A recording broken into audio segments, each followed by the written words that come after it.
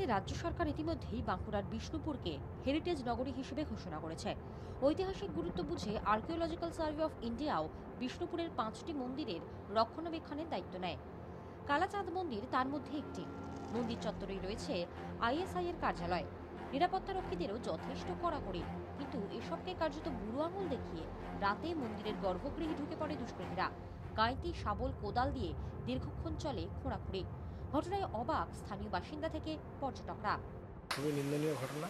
এই ঐতিহাসিক স্থানটা ভালো করে সংরক্ষণ হওয়া দরকার, আর এই জিনিস যাতে না পুনরাবৃত্তি ঘটে। অবাক লাগছে, বুঝতে পারছি না যেটা কেন হয়েছে। স্থানীয় বাসিন্দাদের ধারণা, গুপ্তধনের লোভেই গর্ভগৃহের মেঝে খোঁড়াখুঁড়ি করে দুষ্কৃতীরা।